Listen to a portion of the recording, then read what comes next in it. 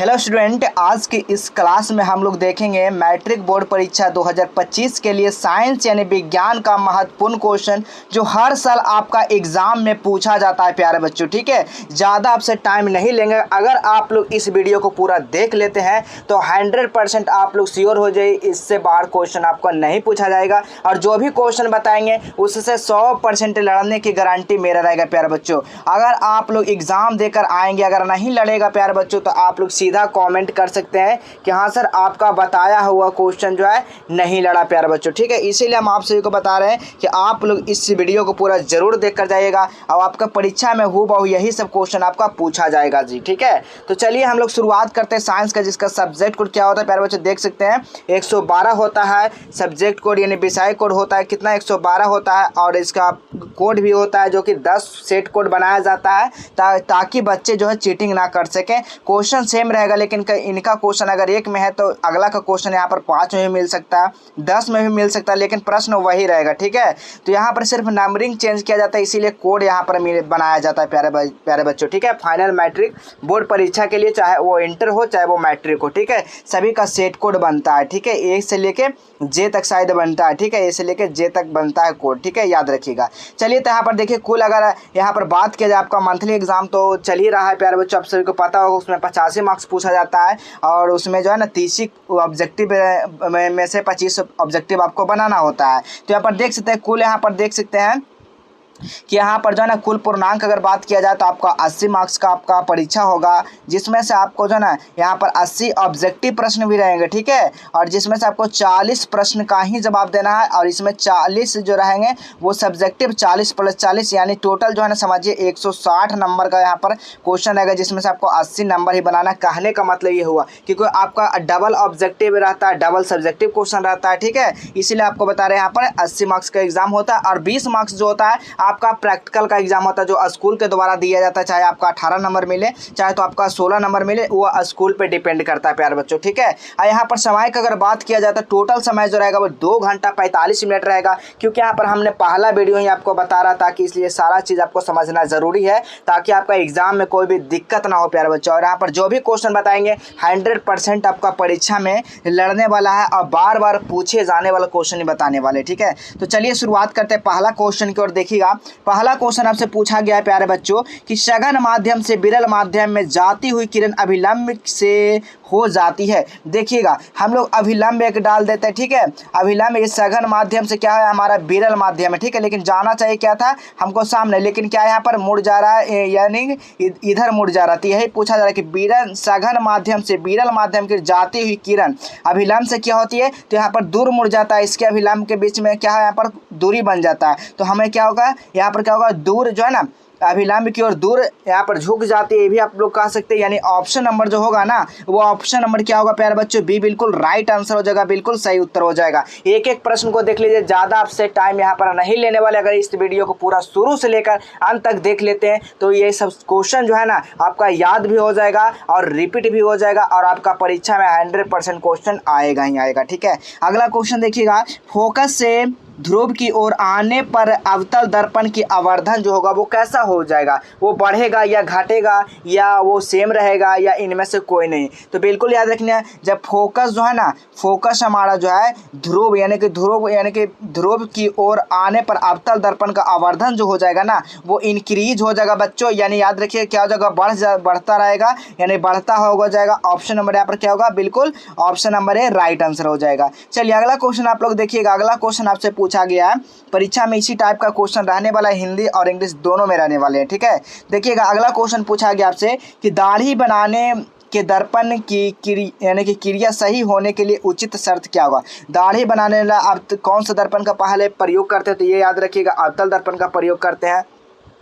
तो इसमें क्या होता है बाबू, तो इसमें याद रखिएगा बड़ी वक्रता त्रिज्या होता है। ठीक है, यानी कि लार्ज रेडियस ऑफ जो ना कर्वेचर होता है। तो ऑप्शन नंबर यहाँ पर क्या होगा, सी बिल्कुल राइट आंसर हो जाएगा। चलिए अगला क्वेश्चन आप लोग देखिएगा। अगला क्वेश्चन क्या कहा जा रहा है, अपर्तनांक का रंग पर निर्भर करना कहलाता है। देखिए अपर्तनांक जो है ना का रंग निर्भर करता है, उसको क्या बोलेंगे, तो अपर्तनांक में जो है ना यहाँ पर रंग जो निर्भर करता है ना उसको हम लोग वर्ण विक्षेपण कहते हैं। क्या कहते हैं बाबू, वर्ण विक्षेपण कहते हैं। बिल्कुल याद रखिएगा आप लोग। ठीक है, अगला क्वेश्चन आप लोग देखिएगा। अगला क्वेश्चन कहा जा रहा है कांच के अवतल लेंस की वायु शक्ति होती है। देखिएगा कांच के जो है ना अवतल लेंस की वायु शक्ति क्या होती है। तो कांच में तो सभी को पता होता है क्या होता है बाबू, तो कांच में होता है ना वो हमेशा ऋणात्मक होगा। अवतल दर्पण अवतल जो है ना अवतल लेंस हमेशा क्या होगा तो होता है, पहला तो याद रखिएगा हमेशा ऋणात्मक होता है, नेगेटिव होता है। तो पहला तो यहीं पर आंसर आपको मिल गया, ऋणात्मक होता है। इसका वायु की शक्ति क्या होगा, ऋणात्मक ही ना होगा। तो ऑप्शन नंबर क्या होगा, बी बिल्कुल राइट आंसर होगा।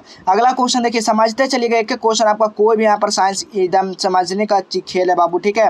अगला क्वेश्चन देखिएगा, एक उत्तल दर्पण है, तो उत्तल दर्पण या उत्तल लेंस का हमेशा इसका क्या होता है, हमेशा ये धनात्मक होता है, पॉजिटिव होता है, इसको याद रखिएगा। और उत्तल दर्पण द्वारा बना पृथ्वी हमेशा क्या होता है, तो उत्तल दर्पण द्वारा बना हम पृथ्वी में हमेशा क्या होता है, सीधा होता है प्यारे बच्चों, क्या होता है, आभासी होता है। क्या होता है, आभासी होता है। तो सीधा आभासी कहाँ पर दिख रहे हैं, तो हम लोग यहाँ पर मिल रहा है, सीधा मिल रहा है, आभासी मिल सकता है। तो ऑप्शन नंबर क्या होगा, बी बिल्कुल राइट आंसर हो जाएगा। चलिए अगला क्वेश्चन देखिएगा जी। अगला क्वेश्चन है काफी इंपॉर्टेंट है, किसी लेंस यानी कि किसी लेंस के आवर्धन एसआई मात्रक निम्नलिखित में से क्या है। देखिए यह प्रश्न इतना इंपॉर्टेंट है, इतना खास है कि कई साल पूछा गया। आप लोग देख सकते हैं क्वेश्चन में उठाकर हर एक साल एक साल गैप करके पूछा गया इस प्रश्न को, ठीक है। तो ये आवर्धन का जो है ना एसआई मात्रक कभी होता ही नहीं है। पहला बार याद रखिएगा कि लेंस का आवर्धन जो होता है ना इसका एसआई मात्रक नहीं होता। क्या होता है, तो मात्रक विहीन होता है बाबू, ठीक है, यानी कोई भी इसका मात्रक नहीं होता है। ऑप्शन नंबर डी हो जाएगा। अगला क्वेश्चन देखिएगा, अगला क्वेश्चन क्या कहा जा रहा है बाबू, याद रखिएगा। अगला क्वेश्चन आपसे पूछा जा रहा है, देखिएगा कि निम्नलिखित में से किस लेंस को अब सारी लेंस कहते हैं। निम्नलिखित में से किस लेंस को अब सारी लेंस भी कहते हैं। यहाँ पर अभी सारे नहीं, अब सारी लेंस बोला गया है, इसको भी ध्यान देना। तो अब सारी लेंस हम लोग अवतल लेंस को कहते हैं। किसको कहते हैं बाबू, अवतल लेंस कहते हैं। और अभी सारी लेंस किसको कहते हैं, तो उत्तल लेंस को कहते हैं। इस चीज़ को याद रखिएगा। अगला क्वेश्चन देखिएगा, अगला क्वेश्चन क्या कर रहा है, विशालक शीशा होता है। आपको बताना है विशालक जो शीशा होता है ना वो कौन सा शीशा को हम लोग विशालक शीशा बोलेंगे, तो उत्तल लेंस को ही तो बोलेंगे विशालक शीशा। बिल्कुल याद रखिएगा, ऑप्शन नंबर बी हो जाएगा, ठीक है। मैग्नीफाइड ग्लास जो है ना किसको बोलते हैं, तो कन्वेक्स यानी कि कन्वेक्स लेंस को कहता है, ठीक है। अगला क्वेश्चन देखिएगा। अगला क्वेश्चन पूछा गया है कि कांच के प्रिज्म से किस रंग का विचलन न्यूनतम होता है। कांच के प्रिज्म से किस रंग का न्यूनतम होता है, किस कांच में प्रिज्म का किस रंग का मान जो होता है न्यूनतम होता है बाबू। तो याद रखिएगा कांच में जो है विचलन का अगर बात किया जाए तो लाल का न्यूनतम होता है, तरंगधार जो है ना किसका अधिक होता है, लाल का, इसको याद रखिएगा। और सबसे ज़्यादा विचलन जो होता है अधिकतम किसका होता है, तो बैगनी का होता है। तो यहाँ पर न्यूनतम का बात किया जाता है, न्यूनतम हमारा लाल ही तो होगा। बिल्कुल ऑप्शन नंबर सी बिल्कुल राइट आंसर होगा। अगला क्वेश्चन देखिएगा बाबू कि निम्नलिखित में से कौन सा लवण है। लवण कौन सा इसमें से देखिए तो K2SO4 लवण है या NHO यानी कि OH है, ये तो होगा नहीं। OH लगा ये भी खत्म, Cl ये हाइड्रोक्लोरिक अम्ल तो होगा नहीं। तो हमारा क्या हो जाएगा K2SO4। इसको रासायनिक केमिकल यानी कि नाम क्या, इसको क्या बोल सकते हैं, तो पोटेशियम सल्फेट बोल सकते हैं, ठीक है। के को हम लोग क्या कहते हैं, पोटेशियम SO4 यानी कि सल्फेट हो जाएगा, पोटेशियम सल्फेट इसको बोलेंगे। ऑप्शन नंबर ए हो जाएगा। आइए अगला क्वेश्चन देखिएगा। अगला क्वेश्चन क्या कहा गया है कि निम्नलिखित में से कौन जो है ना विस्थापन अभिक्रिया का उदाहरण। विस्थापन अभिक्रिया किसको बोलेंगे, विस्थापन यानी कि क्या होगा, विस्थापन किया जा रहा है, एक जगह से दूसरे जगह किया जा रहा है उसको। तो विस्थापन अभिक्रिया इसमें किस में हो रहा है बाबू, बताना है। तो विस्थापन इसमें किस में हो रहा है, तो देखिए सभी को चेक करते हैं किस में विस्थापन हो रहा है। हमारा विस्थापन किस में हो रहा है, देख सकते हैं इसमें भी विस्थापन आपका नहीं हो रहा है, इसमें भी नहीं हो रहा है। आपका FeSO यानी कि CO4 जो है ना FeSO4 को हमारा जो है कॉपर को क्या कर दे रहा है, बाहर कर दे रहा है, ठीक है। क्या कर रहा है, बाहर कर रहा है। तो हमारा जो कॉपर है यानी यही तो कर रहा है विस्थापन, क्या यहाँ से उठाकर क्या कर रहा है, अंतिम में भेज रहा है। तो यही विस्थापन अभिक्रिया हो गया। तो ऑप्शन नंबर क्या, बी बिल्कुल राइट आंसर। कितना इजी क्वेश्चन है। अगला क्वेश्चन देखिएगा, बुझा हुआ चूना का रासायनिक सूत्र। अब यहाँ पर क्वेश्चन आ जाएगा प्लास्टर ऑफ पेरिस का सूत्र बताइए, ठीक है। बुझा हुआ चूना का सूत्र बताइए, तो क्या बताइएगा, बुझा हुआ चूना सूत्र सभी को पता होगा, Ca क्या होता है, CaOH के होल ट्वाइस होता है बाबू, याद रखिएगा। यानी ऑप्शन नंबर कहाँ पर देखने को मिल रहा है, बिल्कुल ऑप्शन नंबर सी में देखने को मिल रहा है, ठीक है, बिल्कुल याद रखिएगा। चलिए अगला क्वेश्चन देखिएगा बाबू। अगला क्वेश्चन क्या कर रहा है, अगला क्वेश्चन आप लोग देखिएगा 14 नंबर क्वेश्चन कहा गया है 2Zn+O को जब रिएक्शन करता है तो 2ZnO किस प्रकार का अभिक्रिया है। ये जो अभिक्रिया है ना कौन से प्रकार का अभिक्रिया आपको बताना है। तो ये जो है ना उपचयन अभिक्रिया है, ठीक है। क्या है, उपचयन अभिक्रिया। ऑप्शन नंबर यहाँ पर सी हो जाएगा। चलिए अगला क्वेश्चन देखिएगा। शरीर में भोजन का पचना किस प्रकार का अभिक्रिया है? तो सभी को पता होगा, शरीर में जो भोजन पचता है ना, उपचयन अभिक्रिया है। ऑप्शन नंबर यहाँ पर क्या होगा? बिल्कुल बी राइट आंसर हो जाएगा। अगला क्वेश्चन है, निम्नलिखित में से कौन सा समीकरण संतुलित नहीं है? देखिए ये सब क्वेश्चन को ना पूरा अच्छे तरीका से एनालिसिस करके हम आपको बताएंगे कि संतुलित कैसे करना है समीकरण को, ठीक है। तो यहाँ पर पूछा गया कौन एक समीकरण जो है ना संतुलित नहीं है, यानी कि बराबर वो नहीं है। तो कौन सा नहीं है बाबू? तो याद रखिएगा, आपका यहाँ पर जो है ना कौन सा संतुलित नहीं है, तो आपका जो हो जाएगा यहाँ पर कौन सा हो जाएगा बाबू? तो बिल्कुल ऑप्शन नंबर यहाँ पर सी हो जाएगा, ठीक है। 2 यहाँ पर कौन सा संतुलित नहीं, ये तो संतुलित हो रहा है, लेकिन आपका ये जो है ना संतुलित नहीं हो रहा है, ठीक है। ऑप्शन नंबर सी ही हो जाएगा। चलिए अगला क्वेश्चन देखिएगा। अगला क्वेश्चन क्या कहा जा रहा है बाबू? अगला क्वेश्चन आपसे पूछा गया है, कार्बन डाइऑक्साइड जल से अभिक्रिया करके बनाता है। कार्बन डाइऑक्साइड जो है ना जल के साथ अभिक्रिया करके क्या बनाएगा? तो यानी कि कार्बोलिक अम्ल बनाएगा। बिल्कुल ऑप्शन नंबर क्या होगा बाबू? बी बिल्कुल राइट आंसर हो जाएगा। चलिए अगला क्वेश्चन देखिएगा। 18 नंबर क्वेश्चन क्या कहा जा रहा है? 18 नंबर क्वेश्चन आपसे पूछा जा रहा है, किसी ताज़ा तेल को बहुत दिनों तक सुरक्षित रखने के लिए निम्न में से कौन सा गैस का प्रयोग करेंगे? बाबू आपको बताना है कौन सा इसमें से गैस का हम लोग प्रयोग करेंगे सुरक्षित रखने के लिए। तो बिल्कुल यार ताज़ा के लिए सभी को पता होगा कि अमोनिया का हम लोग किसको रखेंगे? अमोनिया नहीं, नाइट्रोजन को हम लोग रखते हैं। तो ऑप्शन नंबर यहाँ पर क्या होगा? बी बिल्कुल राइट आंसर हो जाएगा, ठीक है। चलिए अगला क्वेश्चन आप लोग देखते हैं। अगला क्वेश्चन क्या कहा जा रहा है? अगला क्वेश्चन है कि जिस न्यूनतम ताप पर कोई पदार्थ जलना आरंभ यानी कि आरंभ करता है उसको हम लोग क्या बोलते हैं? तो ज्वलन, यानी कि क्या करते हैं? ज्वलन तापमान उसको बोलते हैं। ऑप्शन नंबर यहाँ पर क्या होगा? सी बिल्कुल राइट आंसर हो जाएगा, ठीक है। चलिए अगला क्वेश्चन देखिएगा बाबू। अगला क्वेश्चन क्या कहा जा रहा है? अगला क्वेश्चन देखिए क्या कहा जा रहा है। अगला क्वेश्चन आपसे पूछा गया है यहाँ पर 20 नंबर यानी 20 नंबर क्वेश्चन कि निम्नलिखित में से किसका पीएच मान अधिकतम क्षारीय श्रेणी में होगा? अब यहाँ पर आपको बताना अम्लीय किसको कहते हैं, अम्लीय जो है ना किसको बोलेंगे, और क्षारीय किसको बोलेंगे, ठीक है। क्षारीय हम लोग किसको बोलेंगे? तो अम्लीय जो है ना किसको बोलेंगे? 7 से कम वाले को हम लोग क्या कहेंगे? अम्लीय कहेंगे। 7 से अधिक वाले को हम लोग क्षारीय कहेंगे, ठीक है। तो यहाँ पर पूछा गया पीएच मान सबसे अधिक क्षारीय श्रेणी में कौन सा है? तो सभी का यहाँ पर पीएच मान आपको बताना है, ठीक है। आंसू का हो गया पीएच मान क्या होता है, पीत रस का पीएच मान क्या होता है, दूध का पीएच मान क्या होता है, पसीना का पीएच मान क्या होता है। पहले जानेंगे तभी तो जानेंगे अधिकतम किसका होगा क्षारीय। तो सबसे पहले यहाँ पर देखिएगा आंसू का पीएच मान कितना होता है, नहीं जानते तो याद कर लीजिए, ठीक है। आंसू का पीएच मान कितना होता है? तो लगभग जो है ना 7.6 से क्या होता है?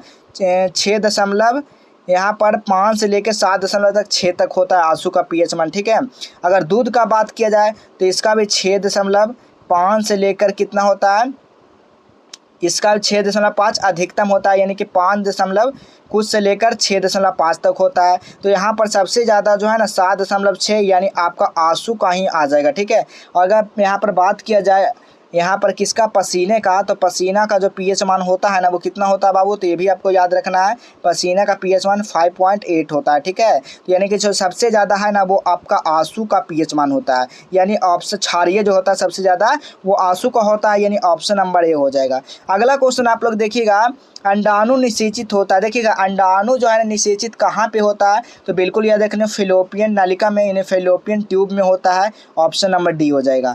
अगला क्वेश्चन आप लोग देखिएगा, यहाँ पर बहुत सारे बच्चे बोलते थे पहले कि सर हिंदी में ही क्वेश्चन है, इंग्लिश में, तो इंग्लिश वाले के लिए भी यहाँ पर हमने ला दिया है, इंग्लिश में भी क्वेश्चन यहाँ पर टाइप है प्यारे बच्चों, और ये सब क्वेश्चन परीक्षा में कई बार पूछे गए हैं, ठीक है। अगला क्वेश्चन है द्विखंडन पाया जाता है। तो देखिए द्विखंडन जो है किसका रूप है?